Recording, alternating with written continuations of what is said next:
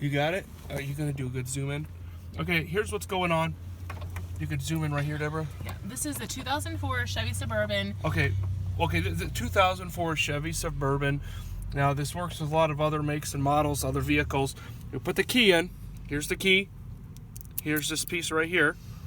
And we put the key in, and it wouldn't turn at all.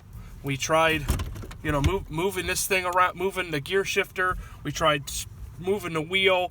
We tried all sorts of different things. It just absolutely would not turn at all.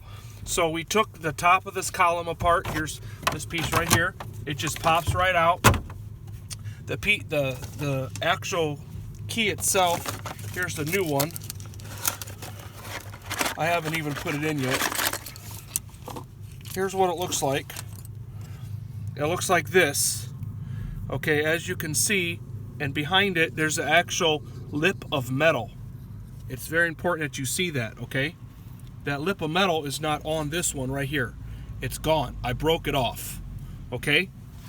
See, when this thing will not turn, if you absolutely cannot get this to turn, the way to get, the reason why, it's because this piece in here is not going down. When you put a key in, it's supposed to go down. On the new one, right here, if you look, see how it is up?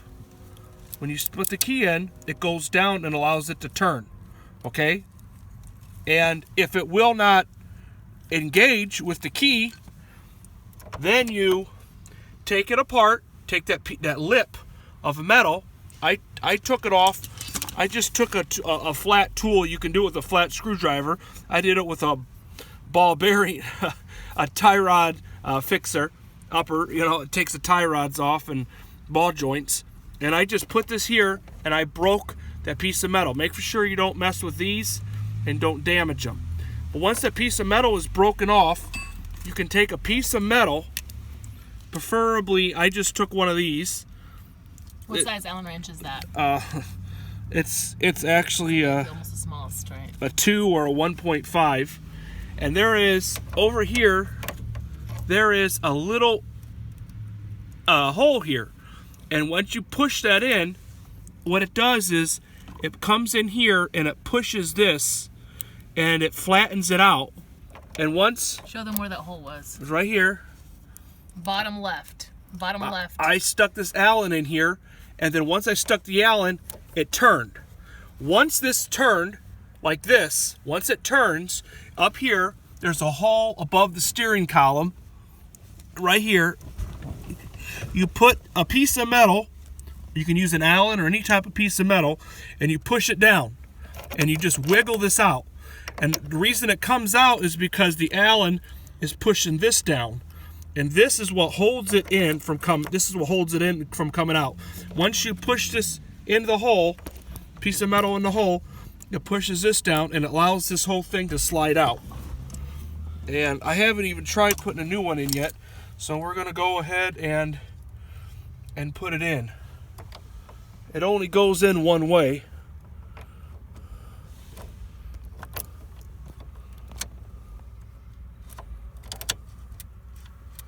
And it is in. The new one? Yeah, here's the new one. We're done. Oh, we got it in. It's completely done. And this is... See, if you want to take it out, the new one, you just put this piece right here. You could put it in, and it will allow you, and turn this forward, and you push this in, and it allows it to come out just by pushing that. And before you did this, you disconnected the battery, right? Oh, absolutely. I disconnected the battery. And then you just took this out and then put the new one in, hopefully. The reason why I disconnected the battery is you got a lot of safety gear mechanisms here for the car theft.